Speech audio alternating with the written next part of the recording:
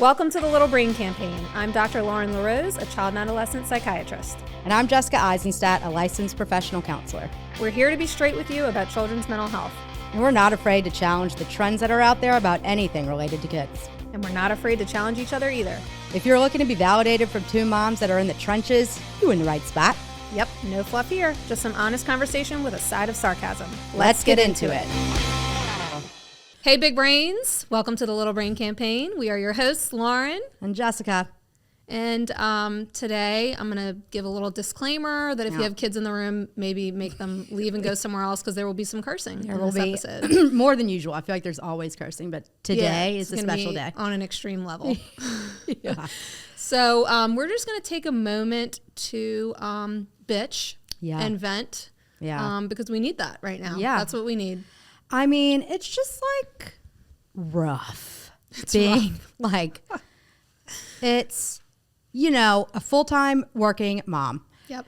And also that role of being a stay-at-home mom is still part of that, like, identity. You're still doing all that work. Yeah, so it's like, you know, if I was solely a stay-at-home mom, full-time job, like not like dissing no shade on that. No shade. But if I was solely a full-time working mom, I would have so much more room in my brain to have patience for my husband, his lack of emotional intelligence. Sorry, it's most men.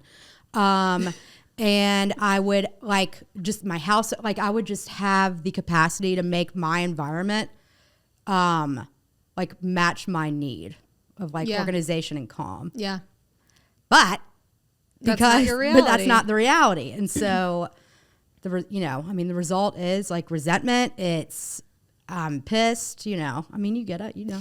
Yeah. And I was going to say, like, you know, the same, everything you just said. And also, I would have more patience for my kids, which makes me feel really shitty. That I'm just stretched too thin all the time. And there's not enough. There's not enough.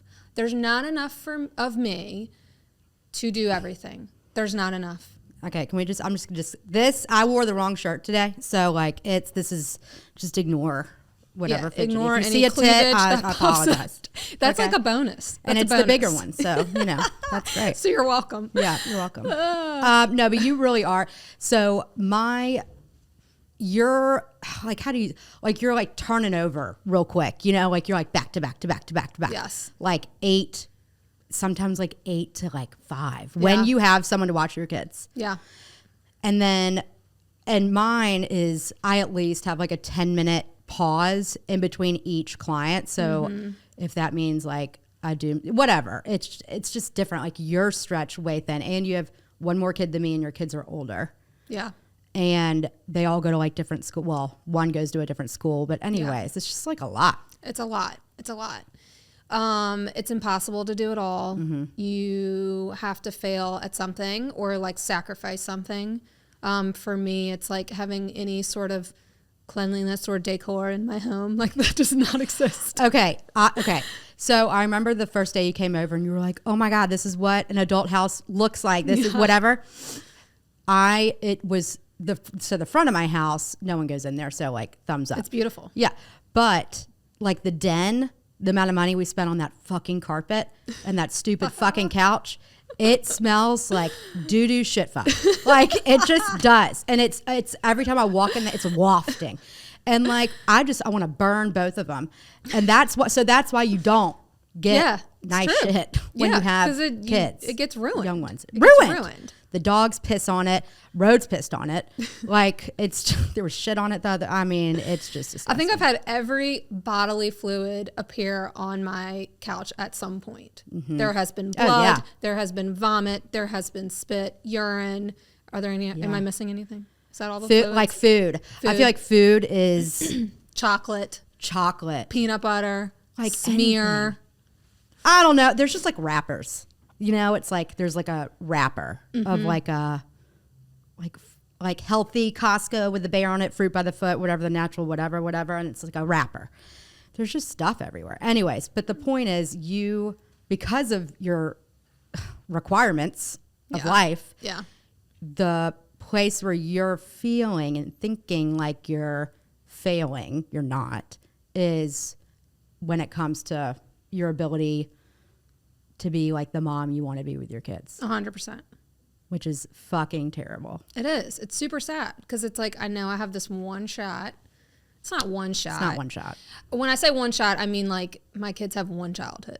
Like I have one chance to be their parent while they're a kid, right?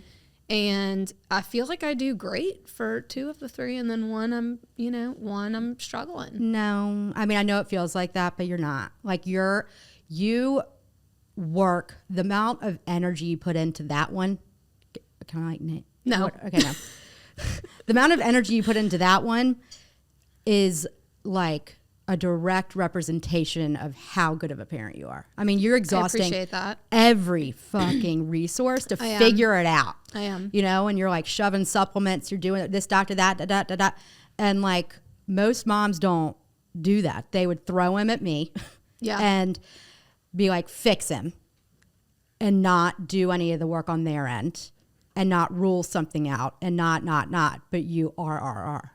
So. Well, I think that's because like I'm seeing those clients too. You know, like I'm seeing those clients also that, and no, like I don't blame them at all because it's exhausting. It is exhausting, like trying to figure out what's going on and doing all the things and like trying to work too and take care of a house and parent other children. Like it's exhausting.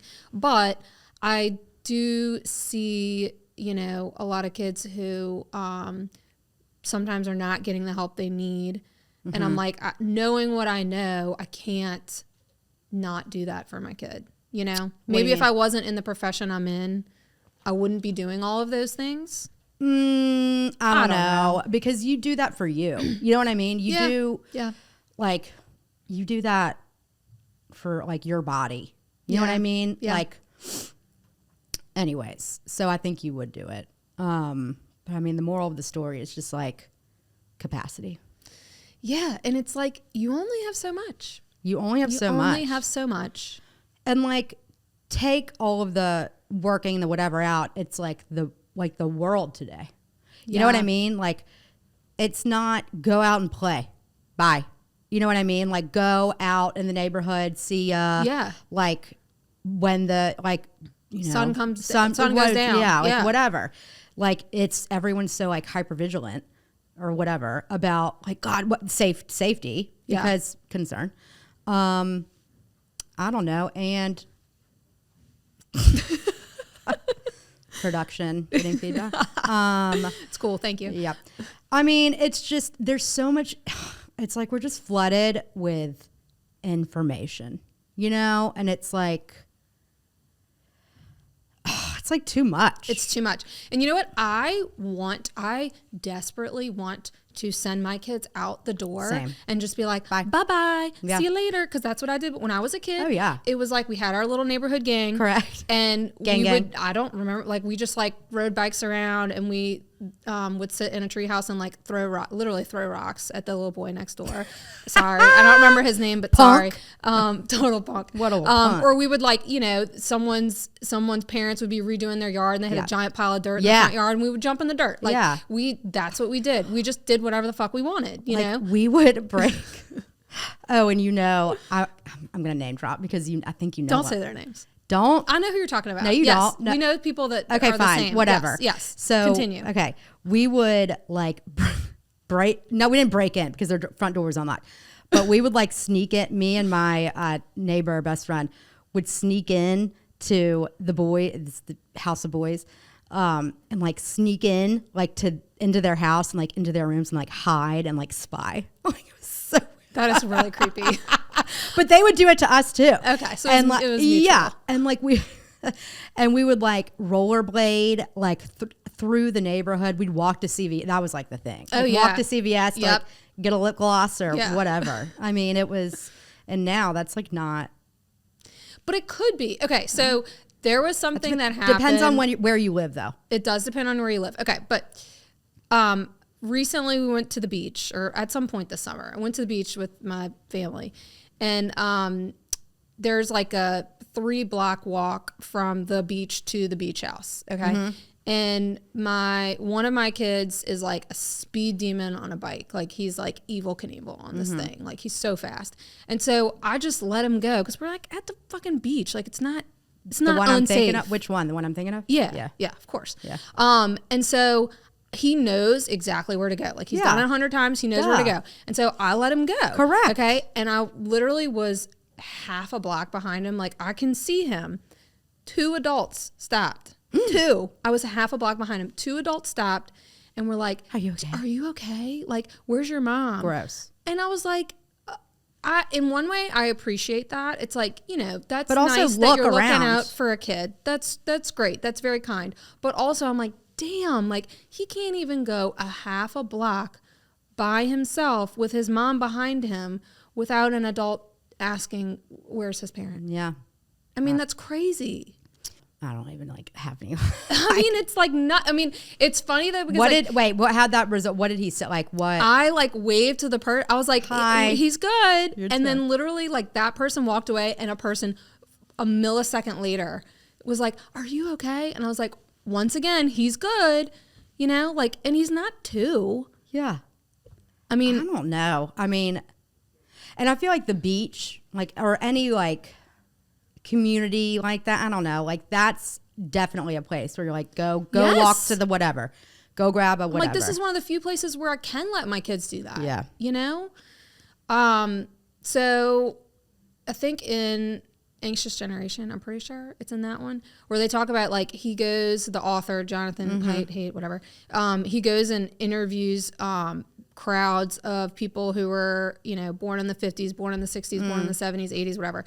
And and he asked them like, okay, at what age did you go places by yourself?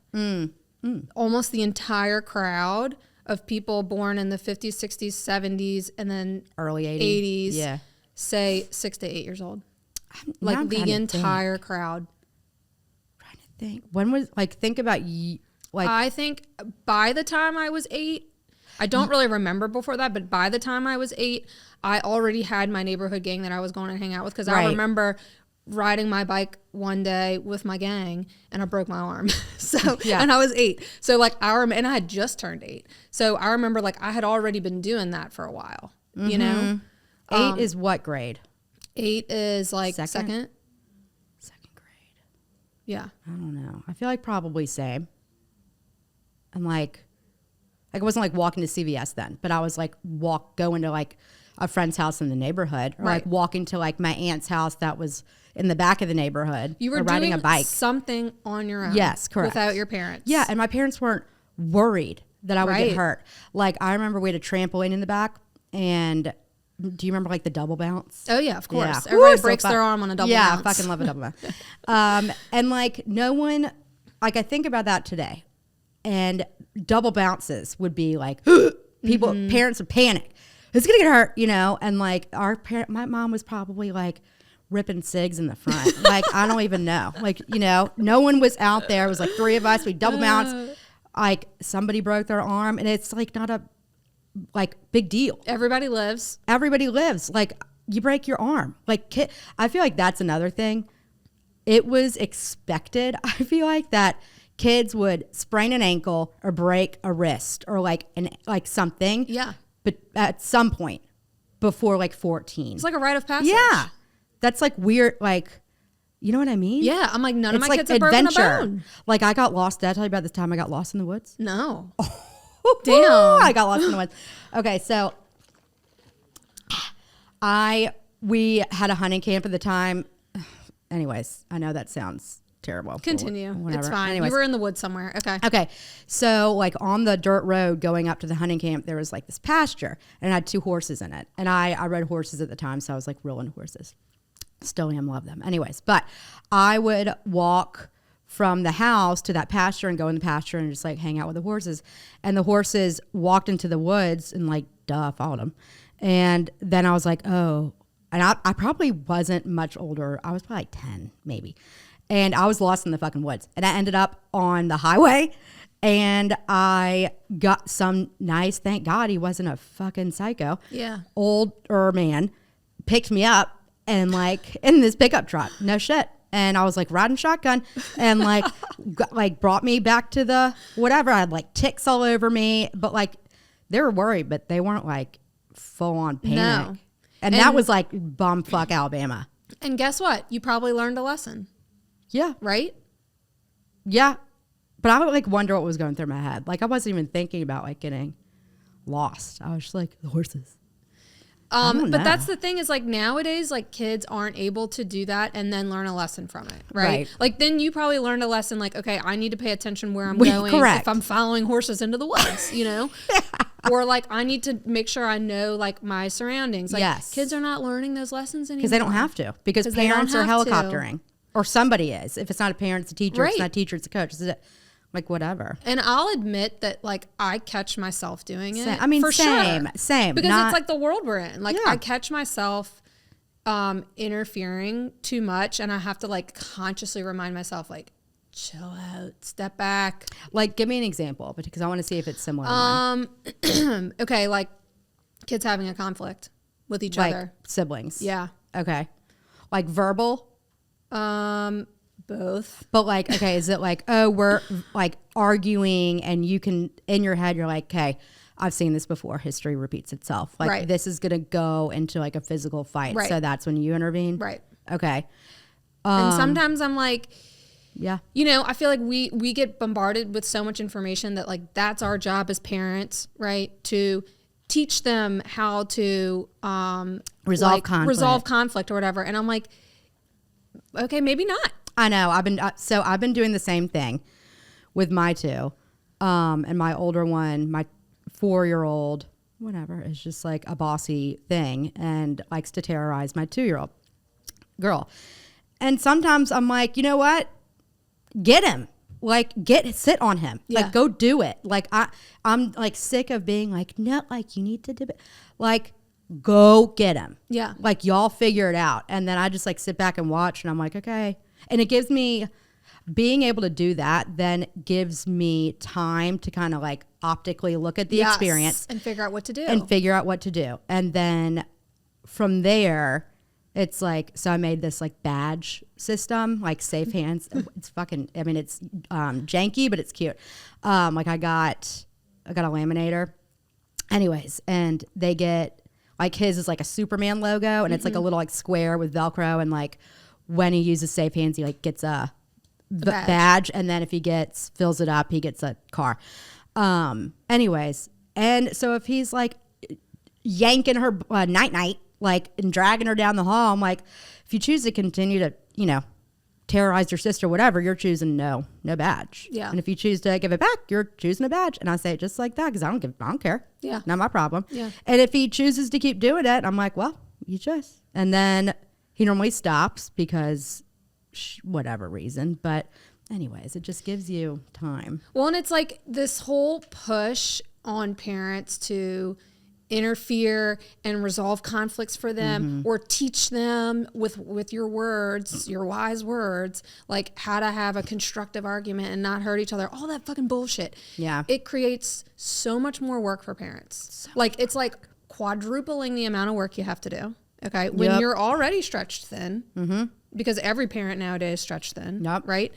And it's exhausting. It's like you are like managing your children all day long, every fucking second, you know? Yeah. Instead of like, let them figure it out. Let them figure it out. Like natural consequences. Yeah. I'm trying to get into a let them figure it out stage of my life. I'm there. Like I'm like my whole like proponent of like parenting is don't do for the child what the child can do for themselves. Yeah. And so if you got in there, you can get out. Like unless it's like completely unsafe, but like I don't know, like I told you not to like jump on the couch. You do it anyways, and then you fall off the couch. It's like, oh man, that's a bummer. That's a yeah, real bummer. That hurt, huh? Yeah.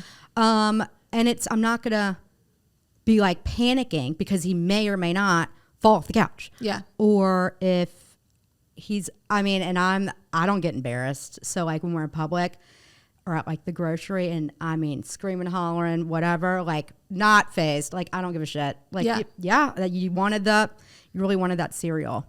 Today we're not getting that cereal. you wish it was different. Yeah. Scream, scream, scream. I'm not like, don't scream it out. Like this is, so I think it's just there's like a standard that our society is set of what kids should optically like look like. And it is total bullshit. Yeah. It's bullshit. And it's like kids are like, and this has been forever, I feel like, representative of the parents. Uh-huh. Yeah. Yep. And if your kid's out of control, that means you're a bad parent. Mm-hmm. Yep. It's total bullshit. And what do you do about that though? Like, I feel like that's like a school thing, kind of, you know? I think it's just like a United States thing. Well, it's a United States thing, but like, I feel like more specifically, it's like if a kid is like a behavior problem at school, the school is like, well, it must be a home thing.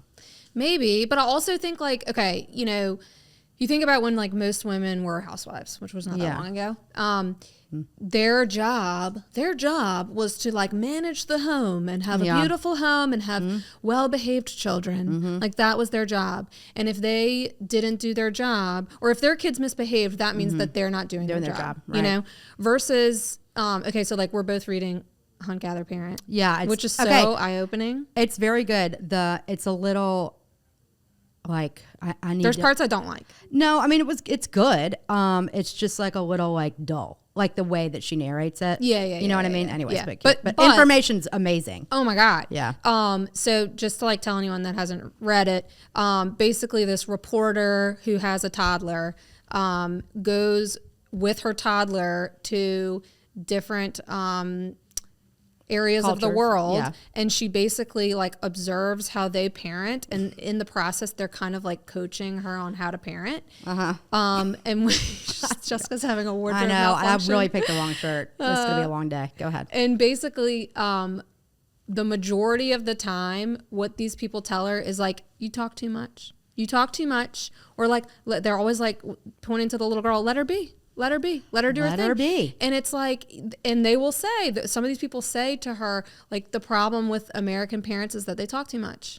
They talk too much. And she said, it's so funny. I love how she says, like, Western parenting is weird. And it is. Like, it is weird.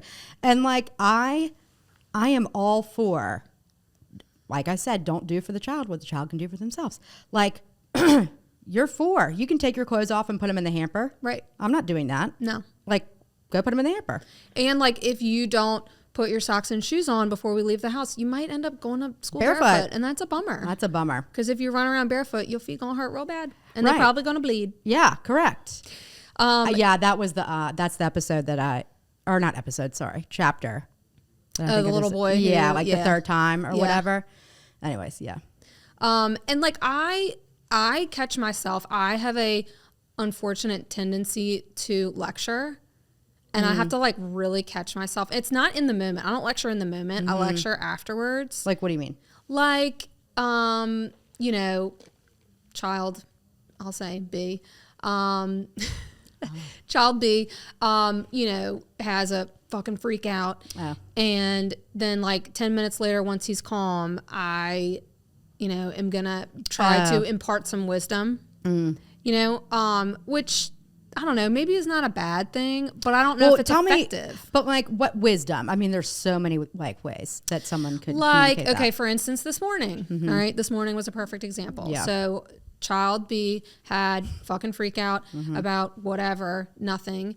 And so I allowed him to de-escalate. And then in the car, I was like, you're screaming at everyone else to be quiet, but you're the only one screaming. And at this point he wasn't screaming. He wasn't. Okay. So maybe this was okay. Yeah. But I was like, you cannot expect the world to be quiet for you. That's not going to happen. So you need to go figure out how to be quiet yourself. Which maybe that wasn't a bad one.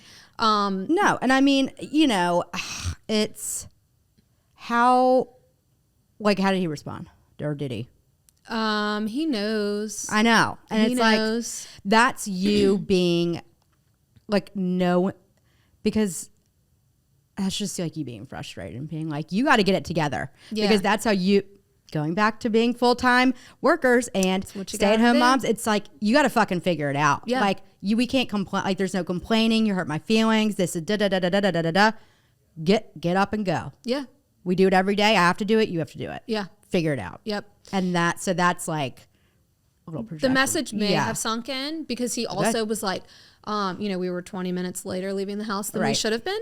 And so there was a lot of traffic. And he's like, why aren't these cars going? And I was like, well, when you leave 20 minutes late, you get stuck in traffic. And that's a real bummer. Yeah. But also like, it was just you this morning doing all that. Which you know what I mean? Like every morning. I know. It's most mornings, I should say. It's like, would it look different if I wasn't alone? There was a little bit more support? Yeah. You know? Like, yeah, sure would. Right. So, Sure would. yeah. I mean, it's just so multifaceted. Yes. But anyway, going back to lecturing, I'm like really trying to talk less. Yeah. I'm trying to talk less. So great. Because it's, you know what? That actually, okay, I would say this is the most helpful thing that I've gotten out of that book is like, shut the fuck up. Like, I need to shut the fuck up. And one thing she said that I thought was so funny, I don't think you've gotten to this part yet. Oh, yeah. She was like, she imagines that she's like on a beach or something. And she's like, my husband imagines he's smoking a joint. And I was like, that's a great... Wait, what do you mean? Like when you're trying to be peaceful and calm and quiet when your kids are freaking or whatever. out. Yeah. She's like, her husband just imagines he's smoking a joint. And I don't really do that. But it's a good like mental thing. Like I've started telling myself like, yeah, I'm just like smoking a joint right now. Just like, chilling out. Yeah. You know? And it makes me just be like I'm on a beach in Jamaica, just smoking a joint. I just like freeze. I mean, whenever they're like going crazy or whatever, I just stand there and like they end up like, I just don't engage. I'm like, I don't, and I don't feel like sometimes I'll just like walk away, cause I need a breather. I don't feel bad about it. Like I don't, what's the word? Like I don't let their chaos make me chaotic. That's a skill though. Okay. Well, no, I know. I don't, I feel like, and we've talked about this, like you're really good at tuning out people and chaos. And my husband is really good at that also. Yeah. Like they'll be freaking out and he's like, I don't hear them. I'm like, what are you talking about? You don't hear them. They're right there. They're screaming in your ear or like in the car, they're all freaking out. And he's just like, I don't hear them. I was not blessed with that. Like I hear everything. Okay, I hear everything. I choose what to attend to. The car is a trigger for me. Yeah. So like, and same. It's because it's a closed space. So I'm not good. I'll be like, I don't want to be too loud. I'll be like, you stop. Like, I'll like freak. I do too. And like, but it's okay. Who cares? We're not, so there's no, like what I don't want to teach my kids is you got to be perfect all the time. Yeah. Like, Mom yelled and that wasn't like the right way to, it's like that. I mean, I don't love the Dr. Becky, but the repair thing, it's like when me or my husband or anyone like reacts to their dysregulation in a matching way or just unhelpful way, like I make a point to go in and be like, I'm going to take responsibility for like yelling wasn't helpful. Sorry. Mom made a mistake. That wasn't right. But yeah, like yell at them sometimes. Like yelled at. I have a private practice and a podcast. So like, I really try to do that as well. Cause as you know, apologizing is not my forte. So like I have to really like grit my teeth through it. I'm like, I'm sorry for yelling. But I'm trying to do that more. I mean, I don't even know that you need to like admit fault. You could literally say, just acknowledge what happened. Just be like, yelling's not helpful. Yeah. Sometimes we do things that aren't helpful. Yeah. And like it's like planned ignoring. And this is a skill. It's called planned ignoring. That's what I do. It's knowing what my triggers are and knowing like what could set me off or like match their energy and being really intentional. And it's like mindfulness. It's like I'm not picturing a beach or whatever, but I'm picturing like, don't engage, like it's not gonna be Yeah. that, whatever. And that could be a result from like working in a charter school for 8 years. I mean, it's chaos. You know, it's loud Right. all the time. And like, you can't, like you engage, now you're in a tennis match. Yeah. You know? Yeah. So that, I mean, it is a skill, and you gotta like, it's a hard one. It is a really For like hard humans, one. I feel like. It's a hard one. Like we are not built to like, I feel like our automatic is to like get defensive or like prove a point or preserve pride or whatever. And so it's a hard skill. It's hard to do the opposite. Unnatural. Yeah. It's unnatural. Yeah. But it's effective. Yeah. All right. We're getting told to wrap it up. So the boss says we have to go. That was cathartic though. Thank you. Yeah. I could probably go on for another 90 For minutes. sure. Yeah. About other stuff, but I'll probably get like, my marriage won't last. So. So stay tuned for Stay that. All right. I forgot what we say at the end. So I go ahead. did too. Thanks for listening. joining. Yeah. Thanks for joining us. Hopefully, if you feel the same way, you feel better that you're not like alone. Definitely not alone. Definitely not alone. If you're ever feeling alone, just listen, because we're here with you. We're all in the trenches. Yep. We're all like drowning at some points. You know, we're here for you. Yep. Love you. Thanks. Okay, bye. Bye. Thanks for hanging out with us today. Hopefully, you know you're not alone, and we're all in the trenches together. We're always here, so reach out and let us know what's driving you nuts. We got you. Don't forget to subscribe, rate, and review the Little Brain Campaign on YouTube, Spotify, and Apple Podcasts. Questions or topics you want us to tackle? Hit us up on all of our socials at the Little Brain Campaign. Keep trucking. You got this. We'll see you next week. This podcast is for informational purposes only. Remember, no one size fits all. Always consult a professional for personalized advice.